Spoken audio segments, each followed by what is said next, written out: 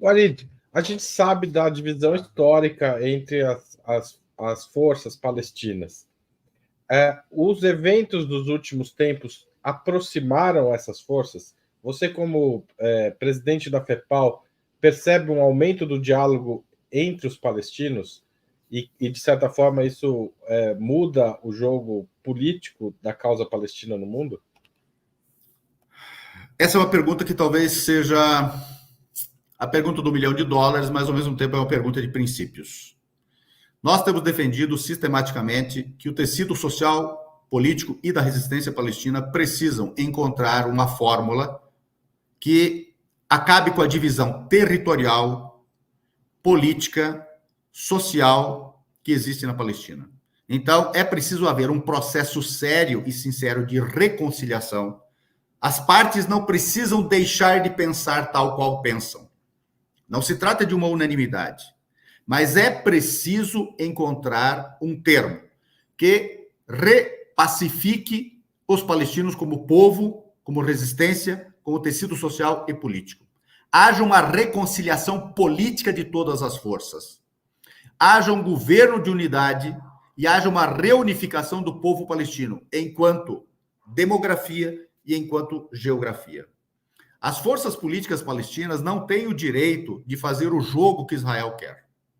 Manter o tecido social e político e demográfico e geográfico palestino divididos em duas entidades, isto se prolongar no curso do tempo, pode criar uma distinção desses grupos tal e qual quer Israel, que amanhã ou depois dificulte, torne dois grupos humanos diferentes. E nós não podemos admitir isso. O genocídio em curso. Isso é parte do genocídio, inclusive, né? Claro. O genocídio em curso em Gaza, ele não é necessariamente diferente nos objetivos do que está em curso na Cisjordânia. Na Cisjordânia há um processo de colonização, há um processo de apartheid, há um processo de bantustanização e há um processo, sim, de assassinatos, que começou no final do ano retrasado, antes de começar o genocídio em Gaza. Claro que em Gaza havia os ataques permanentes, por exemplo, recentemente, em 2001 e 2003, antes mesmo do 7 de outubro, e que morreram tantas pessoas quanto estavam morrendo na Cisjordânia. O processo, ele pode ser executado com fórmulas diferentes, mas o objetivo é a eliminação dos palestinos da Palestina. Este é o objetivo sionista, desde que Theodor Herzl torna público o seu livro, quando circula o livro chamado O Estado Judeu.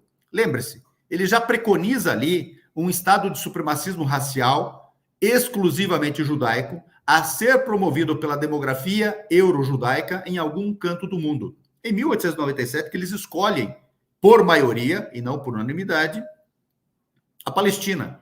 E dali em diante, eles querem substituir a população originária da Palestina pela euro-judaica. Depois eles consorciam ela com uma população árabe de fé judaica importada e africana de fé judaica importada, e com isso continuam este processo, diferentemente do que foram concebido inicialmente, mas com o mesmo objetivo fundamental, de eliminar os palestinos. E é isso que está em curso.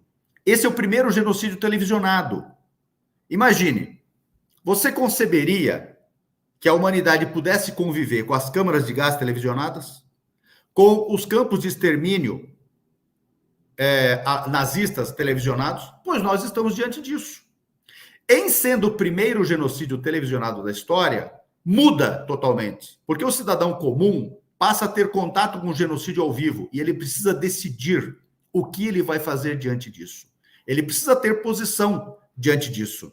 O genocídio televisionado criou duas coisas importantes também, além dessa constatação empírica que eu acabei de fazer.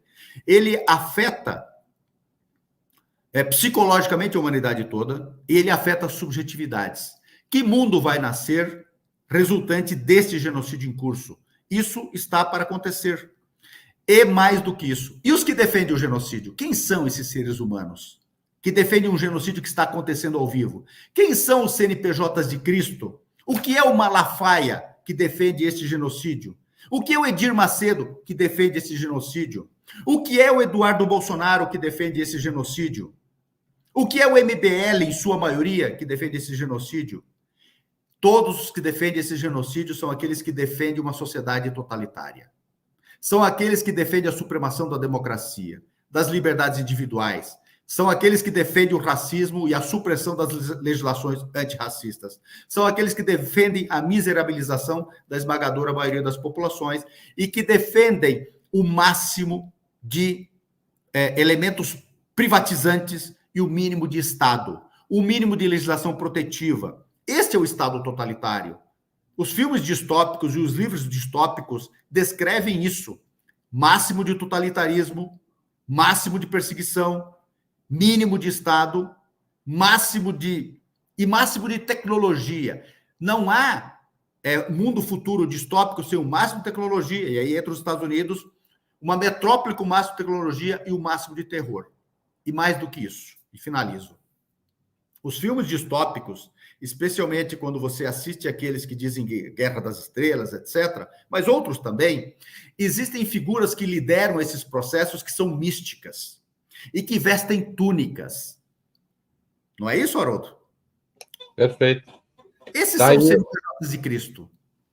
Essa é a voz religiosa na defesa, pseudo-religiosa na defesa do genocídio. Este é o papel de Israel e o papel do Antigo Testamento, ou daquelas parcelas selecionadas, que são todas genocidas.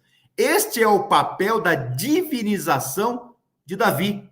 Este é o papel do Deus étnico ressuscitado, Jeová, o Deus da guerra, que na Bíblia, após a romanização da cristandade, se tornou o Deus dos exércitos. É diante disso que nós estamos. E a Palestina permite discutir tudo isso e salvar a humanidade de um destino trágico.